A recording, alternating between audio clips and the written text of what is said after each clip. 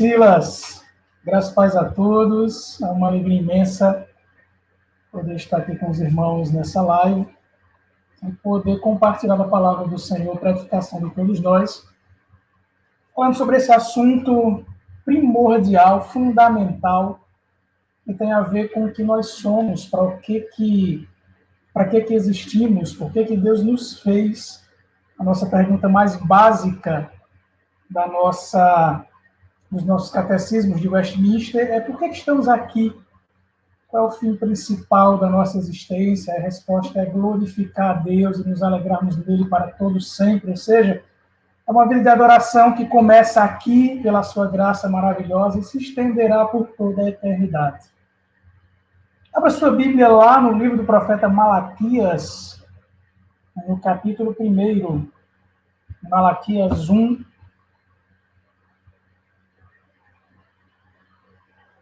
Malaquias 1. Nós vamos ver do verso 6 ao 10.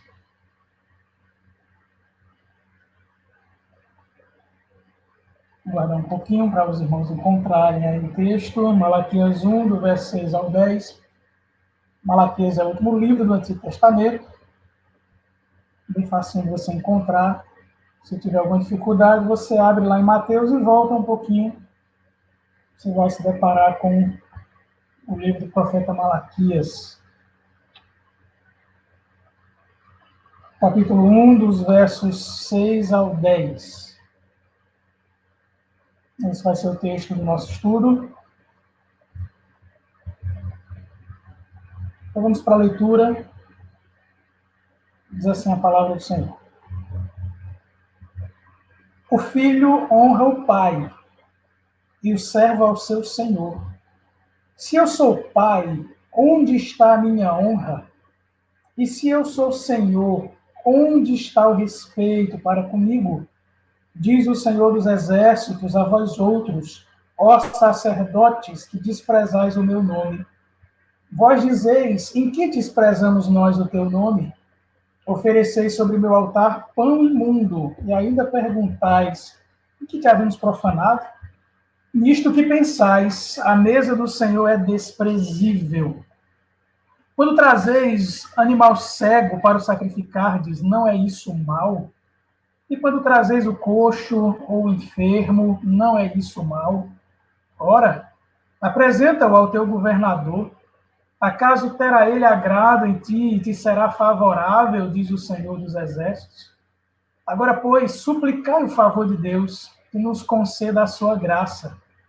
Mas com tais ofertas nas vossas mãos, aceitará ele a vossa pessoa, diz o Senhor dos Exércitos. Tomara houvesse entre vós quem feche as portas, para que não acendesseis debalde o fogo do meu altar. Eu não tenho prazer em vós, diz o Senhor dos Exércitos, nem aceitarei da vossa mão a oferta. Amém. Até aí a leitura da palavra do Senhor. Aí onde você estiver, feche seus olhos, peça ao Senhor que ilumine sua mente para que você compreenda a palavra do Senhor, os desafios da palavra do Senhor para a sua vida. Oremos. Pai, obrigado pela tua palavra, nos concede graça nessa manhã de compreendermos as tuas verdades expressas aqui na tua revelação. Nos ajuda, Senhor, como adoradores que somos, a entregarmos a ti uma adoração que seja do teu inteiro agrado, Senhor. Uma adoração que é resultado da tua graça em nossas vidas, mas essa graça que resulta em práticas de adoração ao Senhor que são santas diante de ti. E aquilo, meu Deus, que identificarmos aqui, que não está em harmonia com a tua palavra, com a adoração que é devida ao Senhor, que haja arrependimento em nosso coração e que, pela instrução da tua palavra, tomemos as atitudes de corrigi-la, Senhor. Nós oramos em nome de Jesus. Amém. Bom, meus irmãos, imagine que hoje é sábado e sai a notícia em todos os jornais. E a notícia é a seguinte: a pandemia acaba amanhã de manhã, no caso hoje. E, obviamente, se essa notícia fosse verdade, hoje nós estaríamos fazendo um culto a Deus, além de ser dia do Senhor, mas nós estaríamos com o ânimo dobrado de alegria a Deus, e oferecemos ao Senhor um culto de gratidão pelo livramento que Ele nos concedeu. Imagine que isso tivesse acontecido, e hoje é o grande dia, e você se dirigiu, então, à Igreja Presbiteriana de Souza, ou tem irmãos aqui que estão nos acompanhando, que são de outras cidades, de outros estados. Imagine, então, que você se dirigiu à sua igreja para se unir ali aos seus irmãos, para cultuar a Deus em gratidão. É dia do Senhor e Deus nos deu um grande livramento. E aí, quando as portas se abriram lá do templo, lá da congregação, lá da igreja, você entrou, você começou a perceber que o clima estava ainda tenso lá dentro da igreja. Era um clima pesado. Em vez de um púlpito, havia uma mesa. Em vez do pastor ali ministrando a palavra do Senhor, havia um juiz com um grande martelo e uma pessoa lá vestida nas vestes do réu. Você identificava que ali era um tribunal. Estavam julgando alguém, tinha um réu ali. E você ia se aproximando e tentando ver quem era que estava sendo julgado, quem era que estava vestindo aquela roupa laranja de presidiário, de réu. E, para o seu espanto, quando você conseguiu contemplar o rosto daquela pessoa sendo julgada ali, aquele rosto era o seu.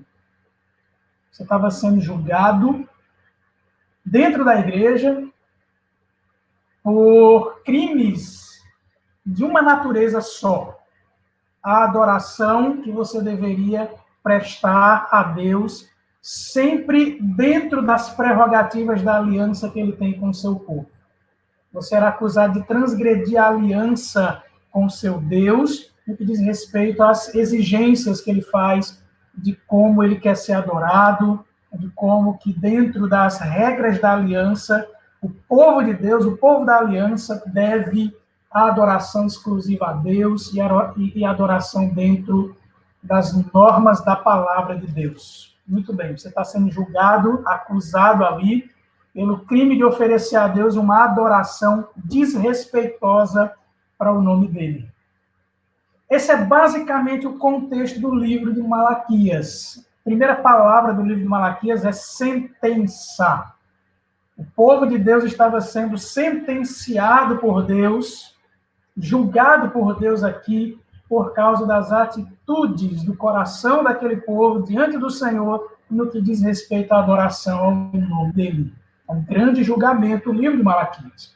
Mas é um livro também cheio da graça de Deus. Os 2 primeiros capítulos são de muitas advertências de Deus contra o povo, muitas acusações de Deus contra o povo. Os comentaristas bíblicos afirmam que o livro de Malaquias ele é um livro diferente do livro dos outros profetas, no que diz respeito à forma de sua composição. É um livro que os teólogos chamam de dialógico, é uma conversa entre Deus e o povo.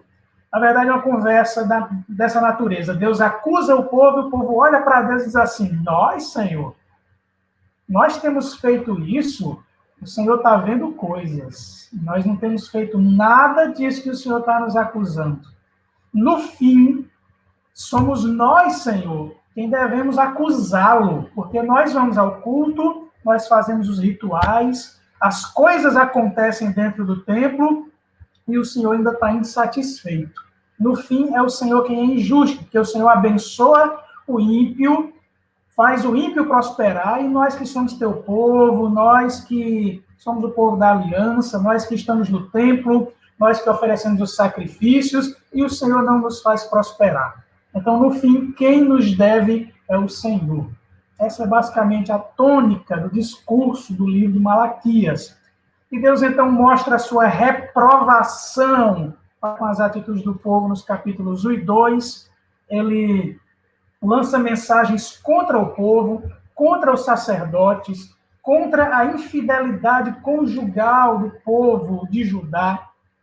Mas depois o livro ganha umas conotações de muita graça, quando Deus anuncia a esperança da promessa do Redentor que virá, mas ele vem também como o justo que faz juízo contra os perversos. Quem subsistirá, então, a esse grande dia, quando o Senhor vier, quando o Redentor prometido vier? O contexto maior aqui é quando o povo de Deus, depois do cativeiro babilônico, consegue voltar para o reino de Judá, reconstruir a cidade de Jerusalém, depois de muitos percalços, depois de muitas complicações, o povo consegue, então, reconstruir a cidade, reconstruir o templo, só que, mesmo assim, mesmo tendo a cidade construída, as muralhas levantadas, o templo refeito, a adoração acontecendo ali, Deus não estava satisfeito com as atitudes desse povo. Que atitudes eram essas? E que contexto era esse? Para que o povo pudesse olhar para Deus e dizer: nós, Senhor, nós não fazemos nada disso que o Senhor está dizendo aí. Nossa adoração é perfeita. Por que o Senhor está questionando nossa adoração? Se nós estamos fazendo tudo direitinho. Se os sacrifícios acontecem, se os sacerdotes estão lá trabalhando, os levitas estão lá no templo trabalhando, servindo, então está tudo acontecendo, por que o Senhor está entristecido com a nossa adoração? É injusto da parte do Senhor nos reprovar. Muito bem. Eu queria convidá-los para nós refletirmos no seguinte tema: a reprovação da adoração e suas consequências. Quando Deus reprova a adoração do seu povo, quais as consequências disso? Mas é um texto também cheio da graça de Deus, porque em cada elemento que é levantado aqui da parte de Deus contra o povo, é também cheio de graça, porque aponta para o Redentor, porque aponta para Cristo, o caminho do arrependimento e da restauração. Então, muito bem.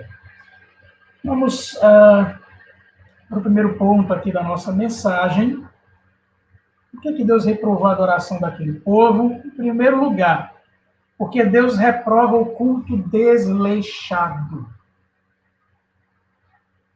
O primeiro aspecto da adoração daquele povo que foi reprovado por Deus era porque esse povo, apesar de ir para o templo, de ter todas as formalidades, eles eram completamente desleixados no que diz respeito aos elementos do culto, no que diz respeito às regras litúrgicas do culto do Antigo Testamento.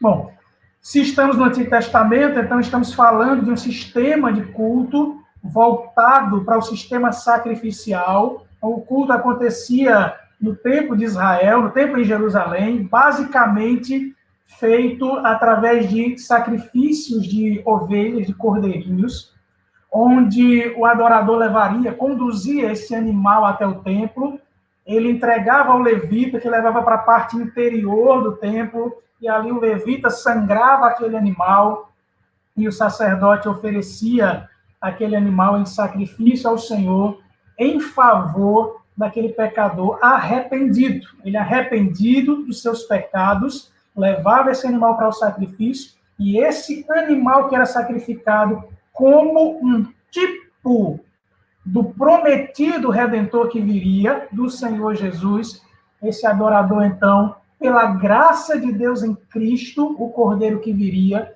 é que esse Redentor, aliás, esse pecador encontra o perdão de seus pecados. Mas esses rituais aconteciam no templo e Deus estava completamente insatisfeito com isso. Por quê? O Senhor é quem aponta aqui nos versos 6 ao 7. Atenção aí para os versículos. Diz assim o Senhor: o filho honra o pai e o servo ao seu senhor. Se eu sou pai, onde está a minha honra? E se eu sou o Senhor, onde está o respeito para comigo? Então perceba que o problema aí não era que o culto acontecia. O problema era como o culto acontecia. Como momento de adoração principal da vida daquele povo, que era cultuar o Senhor no templo, em Jerusalém. Lembrem disso, estava destruído, foi destruído por Nabucodonosor em 586 a.C., agora estava restaurado.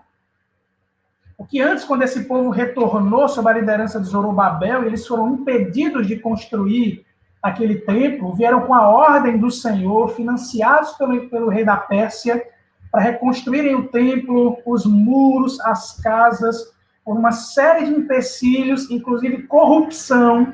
Eles foram impedidos de construir o templo ficou ali naquele esqueleto de obras, e os rituais aconteciam ali, mas o povo era desleixado. Deus levanta o profeta Ageu, e o profeta Ageu diz da parte de Deus: acaso é tempo de vocês habitarem em suas casas apaineladas, né, bem construídas, enquanto a casa do Senhor permanece em ruínas? Essa foi a ordem vinda da parte de Deus.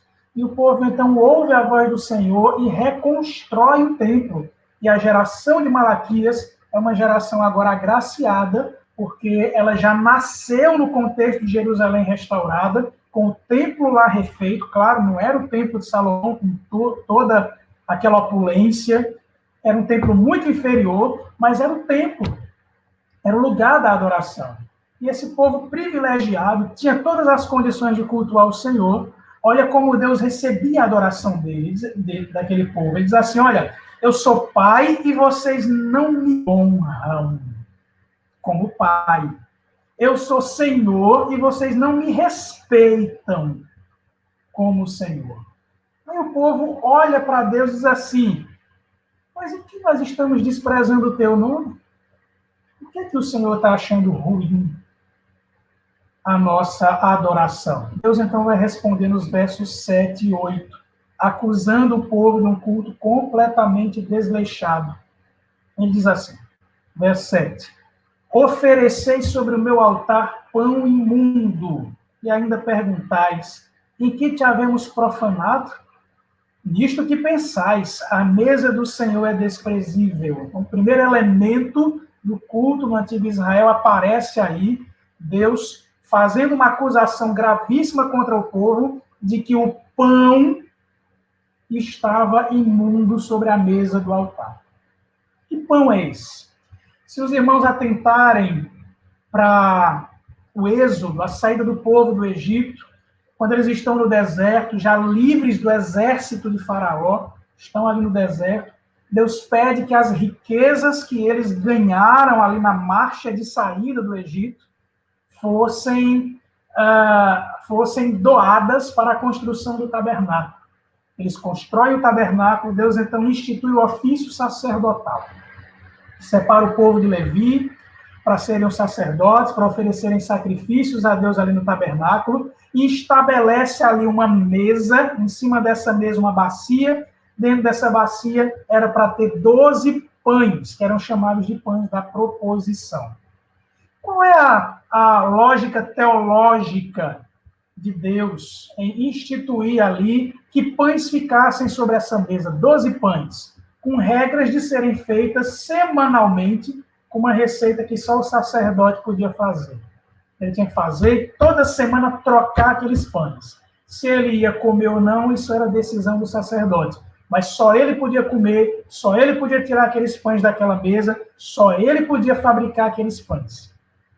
Mas qual é o sentido desses pães ali sobre aquela mesa? Por que eles eram chamados de pães da proposição? Muito simples.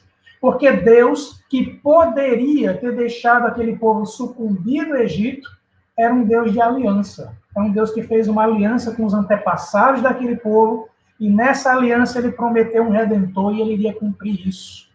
E como prova de que ele continuava, que Deus continuava ali firme no propósito de cumprir sua promessa de dar um redentor para aquele povo, ele propôs salvar aquele povo do Egito. Por isso os pães da proposição. Deus propôs salvar o seu povo. Que lembrança era essa? Quando aquele povo visse, quando os sacerdotes vissem e os levitas vissem ali aqueles pães sobre a mesa, o que eles tinham que lembrar? Que Deus prometeu um salvador para o seu povo. E eles tinham que olhar para aqueles pães e reconhecer ali a promessa de Deus de redenção. Então perceba para onde que aqueles pães apontam. É por isso que no Novo Testamento o Senhor Jesus mesmo aplica esse texto ou todos os textos onde a Bíblia fala desse pão, esse pão da proposição, que era uma lembrança também de como Deus o sustentou lá no deserto, fazendo pão cair do céu para alimentar aquele povo. O Senhor olha para eles, o Senhor Jesus olha para aquele povo e diz: eu sou o pão que desceu do céu. O que ele está dizendo ali? Está dizendo: lembra como Deus sustentou vocês, os nossos pais no passado, os seus antepassados no deserto? Pois era eu sustentando vocês. Era a promessa do Redentor. Aqueles pães que caíam do céu apontavam para mim. Deus estava sustentando vocês para quando chegasse esse grande dia, eu viesse do céu, eu fosse o grande pão que desceu do céu, para que todos aqueles que dele comam tenham a salvação, o perdão de seus pecados, a vida eterna. Então aquele povo tinha que saber que aqueles pães estavam ali, os sacerdotes tinham que cuidar daqueles pães, porque eles apontavam para ninguém menos do que para o Redentor prometido. Apontava para Cristo. É por isso que o nosso culto, cada elemento dele aponta para o Redentor. Daqui a pouco nós vamos falar sobre isso. Muito bem. Por que Deus, então, estava fazendo questão de alguns pães que os sacerdotes deixavam lá e esse pão mofava? Esse pão, ele criava bicho e eles não se importavam com isso. Deus não estava fazendo questão apenas de pães, ele estava fazendo questão do símbolo que apontava para o seu filho que viria para perdoar os pecados de seu povo, para salvar o seu povo. Essa é a primeira grande questão que Deus levanta aqui. Por que o culto é desleixado? Olha o que vocês fazem com a promessa do meu Redentor. Olha o que vocês estão fazendo com ele. Olha o que vocês estão fazendo com o meu filho que virá para perdoar os pecados de vocês.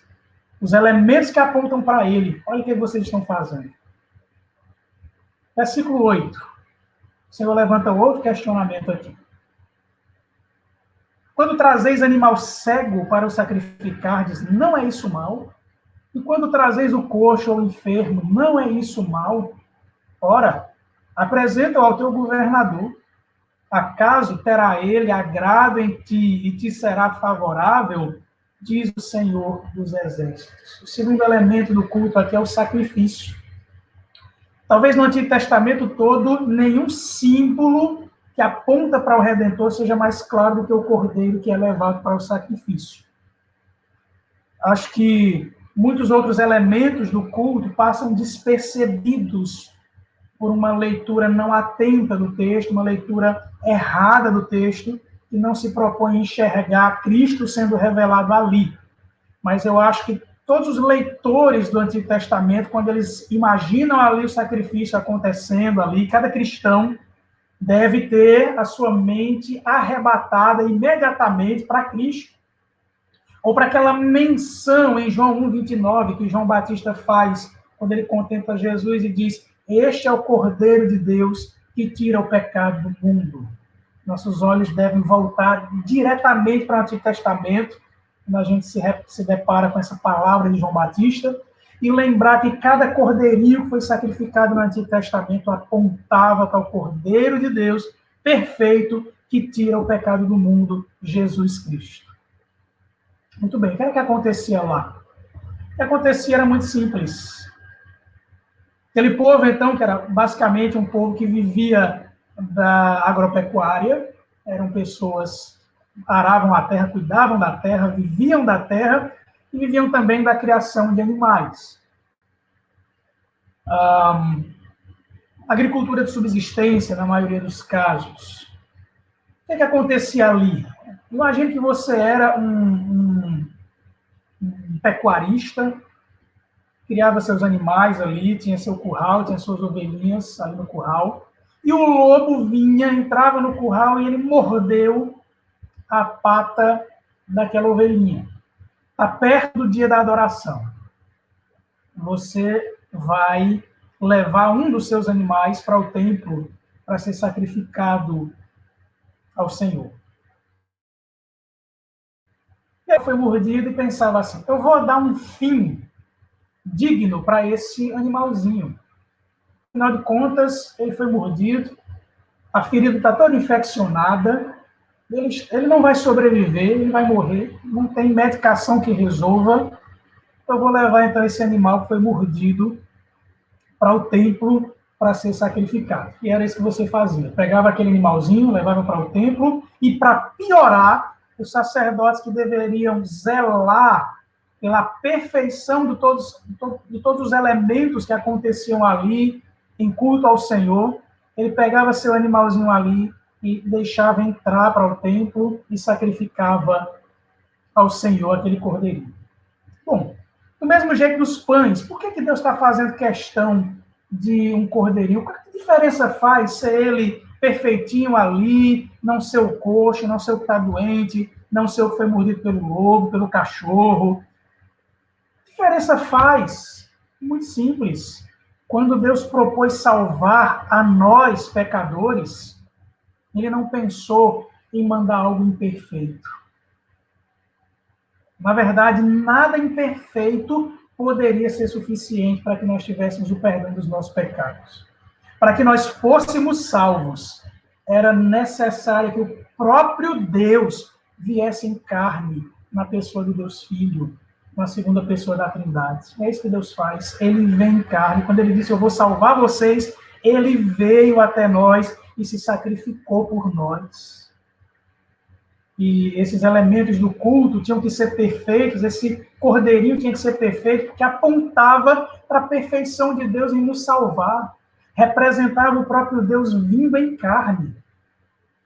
E aí, tanto o adorador quanto o sacerdote, que sabiam dessas referências, que criam nessas promessas, eles não estavam fazendo questão de respeitar a perfeição da obra redentora de Deus.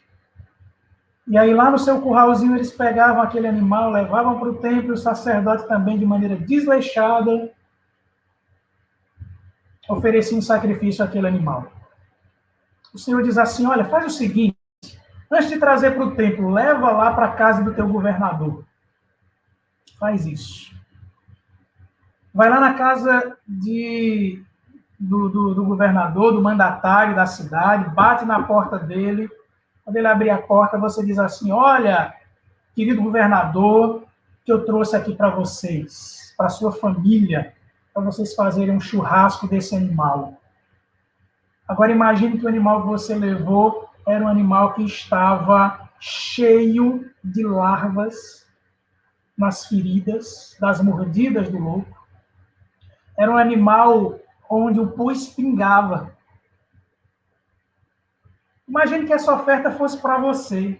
Imagine alguém lhe convidando, dizendo assim, olha, pastor Murilo, eu vou lhe convidar para um churrasco aqui, e o senhor e toda a sua família, e quando a gente chega lá, ele mostra a qualidade da carne que ele vai assar para nós.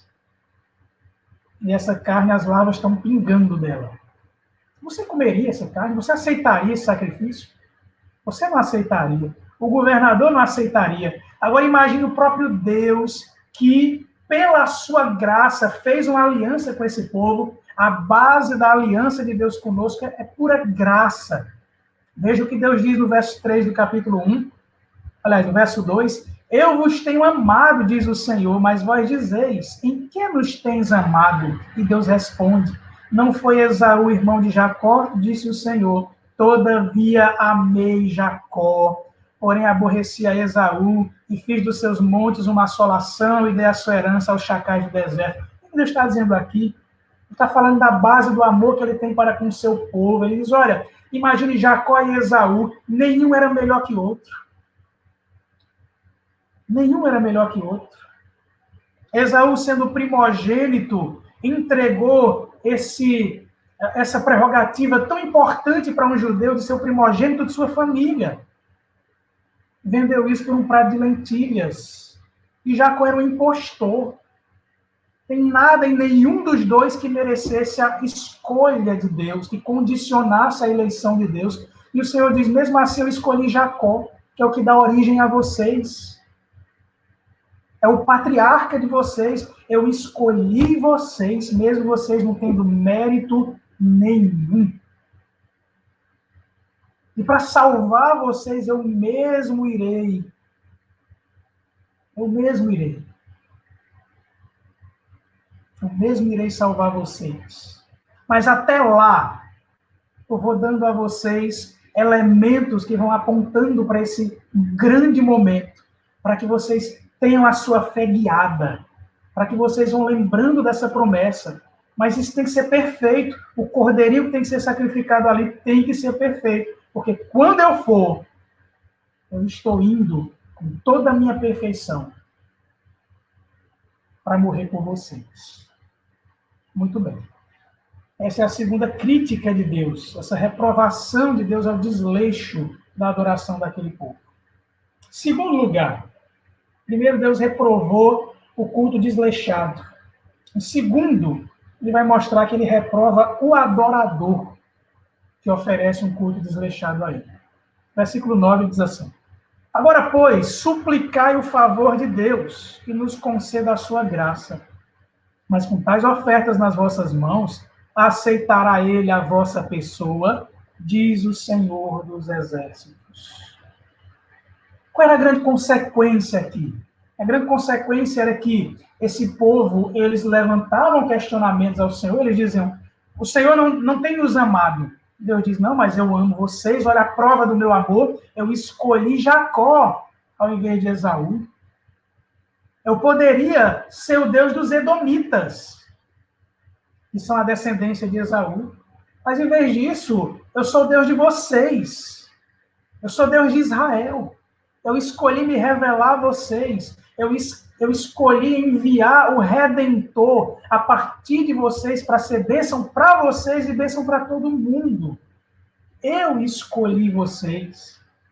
Aí o povo diz, mas o Senhor está dizendo que nós temos desprezado o teu nome. Em que nós temos desprezado o teu nome? O Senhor tem que dizer, olha para a vida de vocês. Vocês oferecem os elementos do culto ali todos defeituosos. Vocês não lembram da minha promessa, da perfeição que vai ser quando eu for até vocês. Vocês rejeitam isso e reprovando esses elementos, entregando um culto que nem o governador de vocês acharia interessante esses elementos, vocês me reprovam, vocês me rejeitam. Vocês rejeitam a minha aliança. Agora, se vocês me rejeitam, por que vocês acham que vocês são melhores do que os ímpios? Por que vocês acham que eu sou injusto com vocês quando permito que o ímpio prospere e vocês não? Porque vocês são iguais a eles. A diferença é que vocês vêm para o templo e eles não. A diferença é que eles vão para o templo de outros deuses. Vocês vêm para cá, para o templo dedicado ao Senhor, mas tudo que vocês fazem aqui é desleixado, é desrespeitoso, é desonroso para o meu nome. Não faz diferença se você está dentro ou fora. Por que eu tenho que ser gracioso com vocês mais do que com os ímpios? Eu rejeito vocês. Eu rejeito esse tipo de adoração e não rejeito apenas os elementos que são oferecidos aqui. Eu rejeito vocês. Experimentem orar a mim. Experimentem suplicar o meu favor. E vocês vão ver qual é que vai ser minha resposta. Lembram da maldição na qual há pouco tempo vocês foram libertos? Lembram que eu entreguei vocês nas mãos da Babilônia?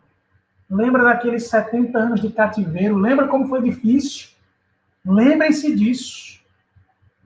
Esses são os grandes questionamentos de Deus. Se você passar lá para o capítulo 3, você vai ver Deus dizendo assim, desde os dias de vossos pais os desviastes dos meus estatutos e não os guardastes.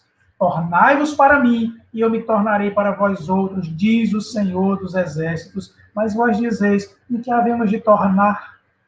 Aí ele lembra no verso 6, eu, Senhor, não mudo. Ele está lembrando da aliança que ele fez com o seu povo, com seus antepassados, e que esse povo, então, rejeitava. E Deus diz, então, agora eu não tenho nenhuma obrigação de aceitar essa adoração desrespeitosa e desonrosa e abençoar vocês. Não tenho nenhuma obrigação. Se eu ainda estou mantendo essa aliança com vocês, é meramente graça. É somente graça. desde sempre foi graça. Mas vocês mesmos, por vocês, se eu tivesse de olhar para vocês, eu não receberia nenhum culto desse povo. Então não adianta vocês virem com suas orações, não adianta vocês suplicarem por prosperidade, não adianta vocês orarem por saúde, orarem por recompensas, porque eu rejeitei a vossa pessoa. Eu rejeitei vocês pela atitude que vocês têm tido para comigo no quesito adoração. Então Deus reprova o adorador. Imagine isso, irmão. Imagine você com seus, 10 anos, 20 anos, 50 anos, que você congrega na mesma igreja, que você é um crente no Senhor Jesus, mas vem cultuando a Deus de maneira desleixada. E Deus olha para você e diz: eu rejeito todos esses anos de adoração. Todos esses anos daquilo que vocês chamam por adoração. Para mim é desonra e desrespeito. Não me honra como pai, não me respeita como Senhor. Então eu não tenho prazer nessas coisas. E o Senhor continua, e ele faz então a última repreensão do povo. Primeiro ele já mostrou que ele reprova esse culto desleixado, o culto em que os elementos do culto são desprezados, e o desprezo a cada um desses elementos é desprezo ao Senhor. Depois ele diz: com esse desprezo, nem adianta suplicar em meu favor, nem adianta orar, não peçam nada, aceitem que eu estou rejeitando vocês. Depois ele vai tomar uma atitude mais drástica para que esse povo entenda a gravidade de uma adoração desrespeitosa ao Senhor. Versículo 10. Diz assim: tomara houvesse entre vós quem feche as portas, para que não acendesseis debalde o fogo do meu altar. Eu não tenho prazer em vós, diz o Senhor dos Exércitos, nem aceitarei da vossa mão a oferta. O que Deus está dizendo aqui, em terceiro lugar? Que ele prefere as portas fechadas. Ele prefere que nenhum culto aconteça. O que Deus faz aqui, basicamente, é dizer: eu queria que tivesse um sacerdote, um levita, alguém aí com algum senso de respeito e de honra para comigo. Sabe qual seria a atitude desse crente no meio dessa congregação? Era que ele oraria para o povo e diria assim: olha, vamos parar com essa brincadeira, eu vou fechar as portas aqui do templo, quando, e somente quando, esse povo resolver oferecer ao Senhor um culto honroso e respeitoso para com o nome dele, se abre novamente. Já imaginou isso? Você já imaginou quantas vezes, nesse último ano, de março de 2020 a março de 2021, nossas portas estiveram fechadas? Já imaginou quantas vezes Deus fechou as portas da igreja tão amada que nós congregamos? Daquele lugar ali onde nos reunimos para cultuar o Senhor, para nos ensinar muitas lições. Meus irmãos, essas portas fechadas deveriam nos ensinar muitas lições, e uma dessas lições diz respeito a como temos adorado o Senhor. Como temos sido desleixados na nossa adoração ao Senhor. Ele diz: olha, eu queria que tivesse alguém aí que fechasse as portas. No nosso caso, ele mesmo fechou. Ele diz mais: para que não acendesse debalde o fogo do meu altar. Esse é um outro elemento do culto. Se você for um leitor atento no Antigo Testamento, você vai ver quando Deus estabelece o sistema sacrificial, os sacerdotes levitas não poderiam levar qualquer fogo para queimar lá no altar. Era um fogo que Deus mesmo providenciaria. Era um fogo que viria do céu. Deus daria o fogo para queimar o altar. Como que isso aponta para o Redentor? Muito simples. Isso nos lembra que não é o nosso esforço em busca de uma redenção própria, em busca de uma autojustificação, mas é Deus quem provê tanto o sacrifício que é válido, que é o seu próprio Filho para nos salvar, como ele mesmo proveu o meio, como ele vai sacrificar o seu Filho para que nós tivéssemos redenção. O fogo do altar ali, quando Deus enviava, era para os sacerdotes lembrarem, é a graça de Deus Não adianta o que a gente for fazer aqui se a gente não contar com a graça dele, se a gente for buscar autojustificação, se a gente for buscar uma salvação por obras, não adianta. É Deus quem provê do céu. É Deus quem manda o Redentor. É Deus quem manda o fogo que queima o sacrifício do altar. É pura graça. Mas ele diz, então, olha, já que vocês rejeitam tudo isso, eu sendo tão gracioso para com vocês e vocês rejeitam isso, sabe o que eu preferia? Que vocês fechassem as portas para que cada um desses elementos que apontam para o meu filho, que apontam para mim mesmo, que irei, na pessoa do meu filho, salvar vocês de maneira perfeita, de maneira plena, para que esses elementos não acontecessem aí de maneira tão feia, tão desleixada, com o coração de vocês tão distantes da minha promessa. Pronto. Essa é a atitude final de Deus aqui, o sentimento de Deus diante de tanta desonra e desrespeito. Pronto, eu queria que as portas fechassem. Muito bem, meus irmãos, mas esse texto ele é também cheio de graça, como eu afirmei antes, e eu já queria passar aqui para algumas aplicações, para a gente meditar nessas aplicações, e como que esse texto é relevante para nós hoje. Estamos vivendo um tempo de pandemia, tempo que hoje, por exemplo, né? Hoje é exemplo de muitos domingos. Tudo que nós pudemos foi sentarmos na frente de uma tela. Porque as portas estavam fechadas e estão fechadas. E Deus, sendo gracioso mais uma vez, permitindo que elas se abram. Para que nós ofereçamos ao Senhor no templo, como povo de Deus reunido, uma adoração que seja satisfatória, que honre o Pai, que respeite o Senhor, e não o contrário, não que leve desonra e desrespeito para com o nome do nosso Deus. Muito bem. O que é que isso fala para nós hoje, que somos adoradores vivendo esse tempo tão complicado? Pare para pensar. Imagine a igreja brasileira no contexto geral. Imagine esses elementos de culto. Imagine esses elementos que apontam para a graça de Deus hoje em dia. Você parar para pensar a nossa liturgia, que é uma liturgia bíblica, extraída dos elementos do culto no Antigo Testamento e no Novo Testamento. Você parar para ler bem uma boa teologia sobre o culto, você vai ver que no Antigo Testamento havia confissão de pecados, havia momento de cânticos, ou do saltério judaico, dos salmos, ou de hinos que eram compostos pelos compositores judeus, baseados nos salmos. Então, havia um momento de confessar os pecados diante do Senhor, havia um momento de cânticos de louvores ao Senhor, havia um momento de ofertar ao Senhor, havia um momento onde a lei de Deus era aberta e exposta para a edificação e correção do povo.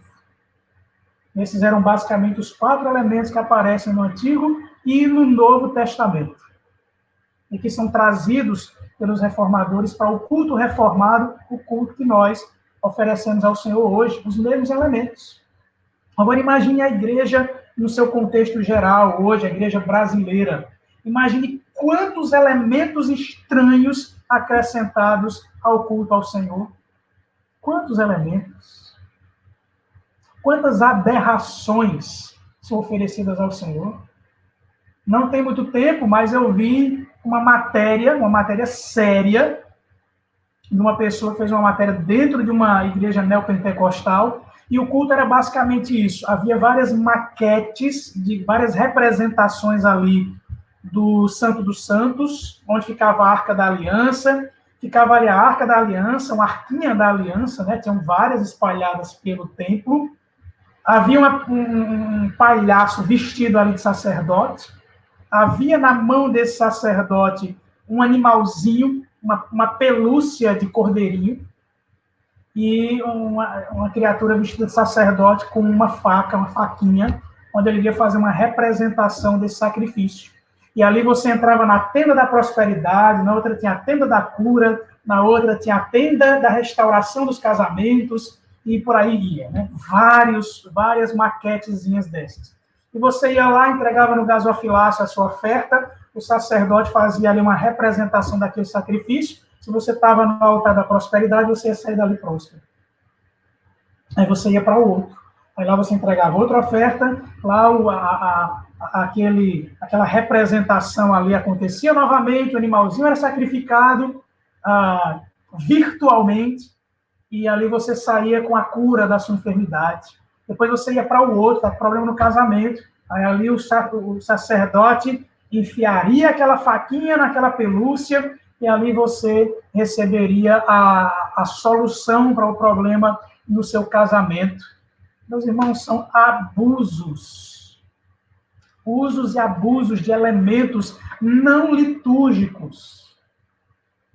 Que, na verdade, são violências contra a boa teologia bíblica, que aponta que com o sacrifício de Cristo, uma leitura simples da carta aos Hebreus vai esclarecer todas essas dúvidas. Não é mais necessário nenhum sacrifício, porque o Cordeiro perfeito de Deus já veio e já ofereceu o sacrifício perfeito, uma vez por todas, para o perdão de pecados de todos os agraciados por Deus, para a redenção de todo o povo de Deus.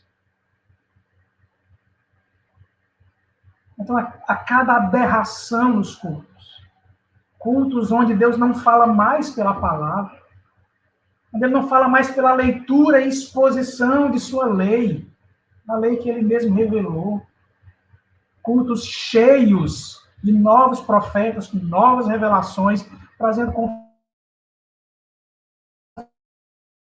confusão. Imagine por que essas portas estão fechadas. Agora, olhe para você, que congrega numa igreja que talvez não tenha essas coisas. Estou falando da Igreja Presbiteriana de Souza e suas congregações, pelo menos eu sei que não tem essas coisas. Nós prezamos por um culto bíblico. Mas por que nós também fechamos as portas? Lá em Souza, aqui em Cajazeiras, será que nossa adoração era perfeita em comparação a esse tipo de culto cheio de aberrações? Será que você, ao se dirigir para se juntar com seus irmãos naquela grande solenidade, você vai com a seriedade que aquele momento exige? Você chega lá na perspectiva de que cada elemento do culto, tudo que vai acontecer ali vai apontar para o Redentor, para que você seja corrigido nas suas expectativas redentivas, naquilo que ele já trouxe para você encher o seu coração da redenção de Deus que já aconteceu para você encher sua mente, o seu coração da satisfação que Jesus nos traz. Será que isso acontece com você? Ou será que você vai para o culto como quem vai para um shopping, para qualquer lugar, qualquer momento da sua vida? Será que você troca o culto por qualquer outra coisa, pelo cansaço, porque tem trabalho da faculdade para fazer, porque tem trabalho de casa, porque você não consegue dar conta de segunda a sábado, tem que ir no domingo, entrar no trabalho no domingo? Eu sei que tem questões que são excepcionais. Tem irmãos nossos que têm que trabalhar no domingo, infelizmente. Deveriam estar lutando para que isso não acontecesse, e não confortáveis nessa situação. Mas sabemos que há exceções. Mas o que acontece é que grande parte de igrejas tradicionais, membros, têm trocado o culto ao Senhor, o dia do Senhor, por praias, por shoppings, por churrascos, por encontros familiares, por aniversários, por qualquer coisa. E depois reclamamos, porque que Deus diz assim, olha, eu queria que as portas estivessem fechadas. Ele mesmo veio então e fechou. Ele disse, fica em casa por um tempo para você entender. Muito bem. Será que você é daqueles muitos que pensa dessa forma? Bom, eu vou chegar meia hora atrasado no culto, planejadamente. Porque o começo só tem ali aquele momento de oração, onde tem a confissão de pecados. Né? Eu chego no momento dos cânticos, que é o momento melhor, mais animado, os cânticos. O grupo de louvor não desafina de jeito nenhum. Os instrumentos estão sempre ali afinadinhos, não tem nenhum imprevisto, tudo acontece perfeitinho ali. Eu gosto do momento de louvor. Chego lá no momento de louvor. Eu desprezo o momento da confissão de pecados. Muito bem. Aí, quando o pastor começa a pregar, é o momento da minha inquietação. Então, eu vou lá tomar água, dá vontade de fazer xixi, todas as necessidades fisiológicas e muito mais acontece, então a gente começa ali a ficar inquieto, olha para o relógio, eu estou lembrando do compromisso que eu marquei com os meus amigos, depois do culto eu vou para a pizzaria, o pastor está demorando demais na pregação, estou nessa inquietação toda, gostaria de ouvir qualquer coisa agora, mas os meus ouvidos já estão cansados de ouvir o meu pastor pregar. Deixa eu dizer uma coisa para vocês, meus irmãos, prestem atenção nisso. Cada elemento do culto é graça de Deus na sua vida. Por que nós confessamos pecados? Por que quando a gente entra ali, o culto começa, tem aquele momento de confissão de pecados? Porque ali nós estamos lembrando que somos o que somos, pecadores diante desse Deus. Nós estamos lembrando também que Ele foi gracioso, nos deu seu Filho, Ele mesmo veio em carne para buscar e salvar o perdido, para nos salvar. Então, o nosso momento de confissão de pecados está apontando para o seu desespero, mas para a solução que Deus trouxe para você em Cristo, está apontando para o Redentor. Quando você vai cantar louvores, você às vezes sai do culto dizendo assim, o culto não foi bom porque não cantaram aquelas canções que eu queria que cantassem. Já ouvi muito isso, muitos crentes. Bobagem. Aqueles cânticos que estão ali sendo entoados, eles, antes de tudo, estão ali para honrar Deus como Pai, honrar o Senhor como o Senhor das nossas vidas, mas mais do que isso, nos lembrar que Ele é o Senhor que nos salva. Ele propôs uma aliança conosco, e Ele não abre mão dessa aliança, apesar dos nossos pecados. Aqueles cânticos existem ali para apontar onde que Ele nos salva, em Cristo que Ele nos salva. Quando você vai ofertar, talvez esse seja o momento no culto do maior aperto no coração dos crentes. E desfazer de valores financeiros. Abrir mão desses valores. Sabe por que a igreja manteve, tanto no Novo Testamento, como os reformadores mantiveram esse elemento no culto, o ofertório? Sabe por quê? Porque esse momento, ele nos lembra que quem recebeu a maior oferta foi você. Deus quem ofereceu a maior das ofertas para você. Não foi você que ofereceu a maior das ofertas para Deus. Na verdade, se você juntasse todo o ouro, toda a prata, todos os diamantes, todos os valores, todas as moedas do mundo, e depositasse num gasofilácio, e o Senhor colocasse Cristo do outro lado, sabe para onde a balança penderia mais? Cristo faria com que todos os valores desse mundo se tornassem insuficientes, insignificantes, diante da grande oferta que Ele deu para você. Ele vindo em carne. Sabe qual é a solução que Deus dá aqui para esse povo? No livro de Malaquias. Vai lá para o capítulo 3 na sua Bíblia. Abra a sua Bíblia no capítulo 3. Ele diz assim no verso 1. Eis que eu envio o meu mensageiro que preparará o caminho diante de mim. De repente, virá ao seu templo o Senhor, a quem vós buscais, o anjo da aliança a quem vós desejais. Eis que ele vem, diz o Senhor. Sabe qual é a recompensa? É que ele disse que viria.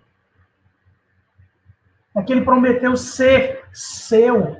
Ele prometeu ser o Deus desse povo. E ele incluiu você nesse povo, nessas promessas. Então ele disse, eu sou seu. Sabe qual é seu presente?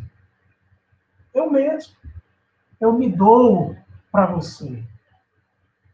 E aí quando você vai lá no ofertório e entrega aquela oferta, você deveria estar fazendo isso com toda gratidão, lembrando que o maior presente, quem ganhou foi você. E quando nós nos calamos, e o pastor abre sua Bíblia, o pregador abre a Bíblia e começa a falar, começa a pregar para você, ele abre o texto, ele lê essas santas palavras, ele explica essas santas palavras e aplica essas palavras na nossa vida. Deus está sendo tão gracioso para conosco. que ele está nos lembrando em cada um dos elementos da liturgia quem ele é, quem nós somos, o que nós nos tornamos pela sua graça, e ele vai dando, então, as diretrizes de como que a gente vive como povo de Deus. E aí nós desrespeitamos isso.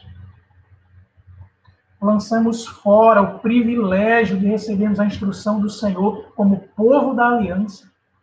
Bilhões de pessoas não estão hoje recebendo a instrução que você está recebendo. Bilhões de pessoas estão em vários lugares hoje, mesmo em pandemia, ou mesmo em suas casas, estão fazendo qualquer outra coisa, menos meditando na lei do Senhor. Você é um privilegiado. E aí você abre mão desses privilégios. Aí você se torna como um ímpio. E é por isso que Deus olha para nós e diz, olha, se é para continuar desse jeito, é melhor que as portas se fechem. Por último, e devemos aprender muito bem isso nesse tempo de pandemia, de portas fechadas, pense muito bem. Deus, ele disciplina o seu povo para ensinar lições fundamentais para a sua igreja. Ele é o Deus da aliança, ele é um Deus que não vai abrir mão do seu povo, mas ele é um Deus que não vai deixar o seu povo fazer o que bem entender. Ele vai nos corrigir.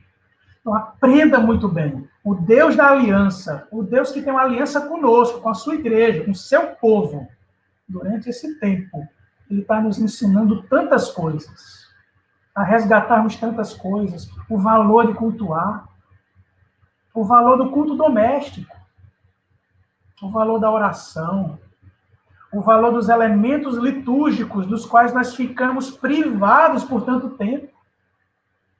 Há tanto a meditarmos sobre o que temos sofrido nesses dias, o peso da mão de Deus. Deus, ao mesmo tempo que ele diz assim, eu queria que as portas estivessem fechadas, pela sua graça, ele nos dá o privilégio de termos as portas abertas. Então, que a partir da próxima oportunidade que você tiver de se reunir, no próximo domingo a Igreja de Souza estará com suas portas abertas, mesmo que só para 30% de sua capacidade, mas já é um grande privilégio. Deixa eu dar as últimas dicas para você. Deixa eu dar as últimas dicas. Faz o seguinte, antes de você sair para o templo, se reunir com seus irmãos para cultuar a Deus, ore em casa, para você chegar em casa com desejo, aliás, para você chegar na igreja com o desejo de orar ainda mais, para o seu coração se inflamar pelo desejo de orar. Spurgeon era um homem, um pregador antigo, um pregador inglês, conhecido por orar demais. E alguém curioso por saber por que ele orava tanto, me perguntou, reverendo, o senhor sempre está com vontade de orar? Ele olhou para aquele jovem e disse, claro que não, meu filho, eu sou humano, sou pecador igual a você. Então, reverendo, o que você faz? Ele diz, eu oro até Deus me encher de vontade de orar. Eu oro sem vontade, até Deus me dá vontade de orar. Ore em casa, até Deus lhe dá vontade de orar, para você ir ao templo, ir lá orar com seus irmãos. Cante louvores em casa, para que você, ao chegar lá no templo, esteja ainda mais animado para cantar louvores com seus irmãos. Seja generoso com as pessoas, para quando você chegar no templo, no culto, você lembrar que com o Senhor você deve mais generosidade ainda. Leia sua Bíblia em casa, para você chegar no culto sedento, para que o pastor explique a palavra de Deus para você e aplique ao seu coração. E a última, essa é engraçada, bem cômica. Quando chegar sábado, meu irmão, durma bem. Durma muito bem.